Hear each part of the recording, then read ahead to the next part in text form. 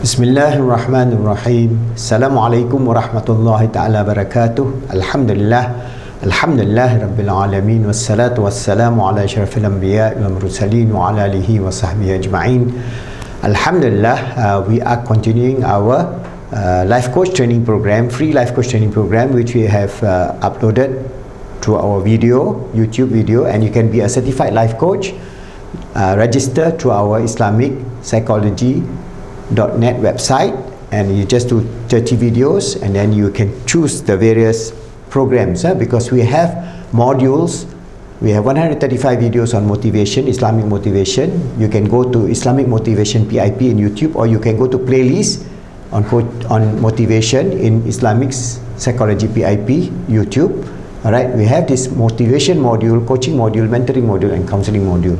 So now I'm referring to counseling module, and we have given you a lot of ideas of the more than 120 videos that we have given you for Islamic counseling, which inshallah we will add more material and convert it into a handbook for us to be given free on our website, inshallah, in the future. So some of you who are interested can do some ebook or some material out of all our material here. But inform us, and maybe we can also help to upload whatever you have done as part of our da'wah and research program.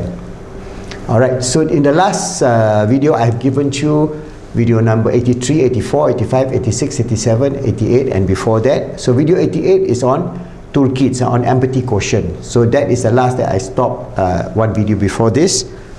So video number 89 onwards, alright, 89, 90, 91, 92, 93. Video 89 will be on spiritual quotient. So this is the framework for spiritual quotient. What are the framework? How Islamic psychology, because we have our spiritual domain. So how are we going to create a spiritual framework, which is very important. So we have questionnaire, quotient, framework. Then video number 90 is emotional intelligence quotient. So we have again questionnaire and assessment tool, which you can access and modify. Remember, these are generic tool which need a lot of refinement and need a lot of modification, but it is a way forward. At least we are putting it up on YouTube for you to value it and see whether how you can improve it and make it even better for the ummah and for humanity. Alright, video number 91 is 5 keys to emotional intelligence. What are the keys to emotional intelligence? Video number 92, it is emotional self-regulation system. How you want to develop an integrated emotional self-regulation system.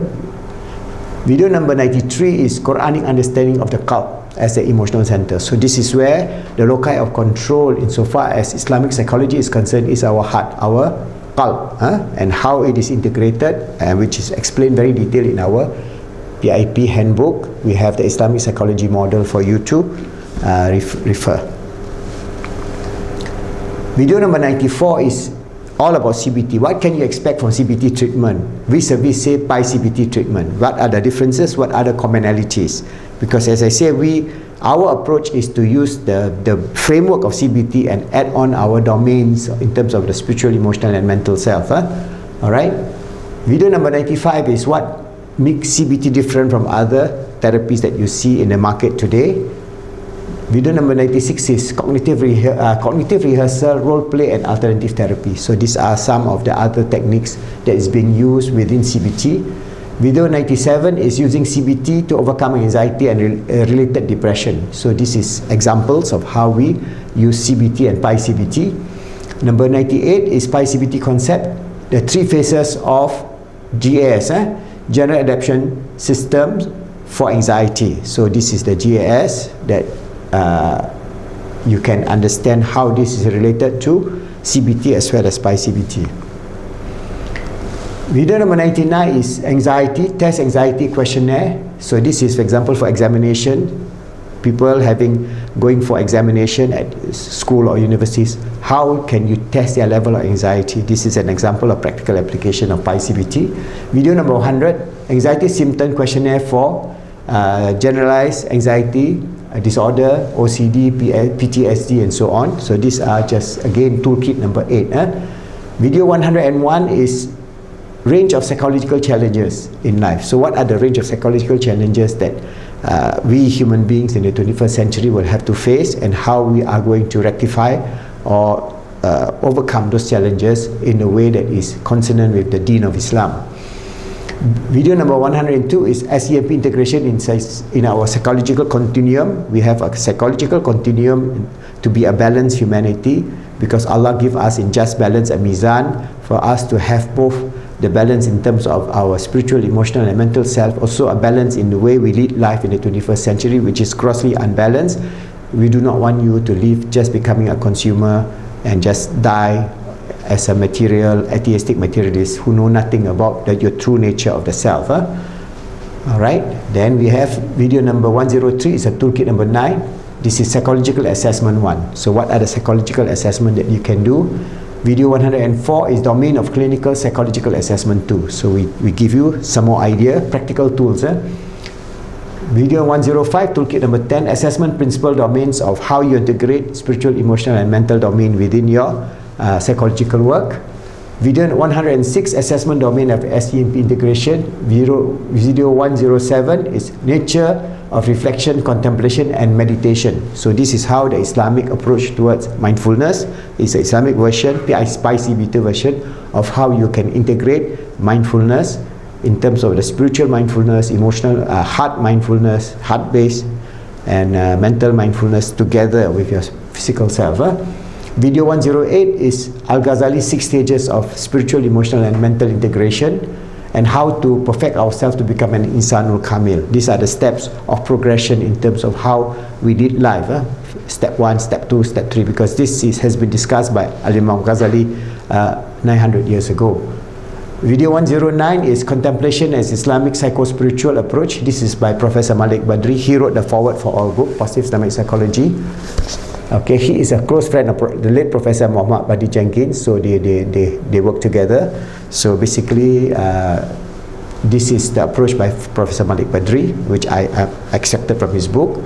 Video 110 is Contemporary Understanding of Meditation vis-a-vis Islam. So how can you integrate meditation? For example, a lot of the basis of meditation that you see today is extracted from Buddhism or Hinduism or Shintoism or Zen Buddhism, whatever it is. So how do you then integrate it? Which is permissible, which is not permissible? Because we should know within the framework of Islamic theology, we have our Ilmu Tawheed. We are a Tawheedic religion, a religion that is based on the oneness of God. So we must be careful in how we approach this whole idea of mindfulness that should be consonant with the Deen of Islam. Alright, so those are the videos that we have up to video 110. I'll give you more videos because we have up to video 150 plus on all about counseling, positive Islamic cognitive behavior therapy, counseling methodology. Now it is all in terms of just YouTube.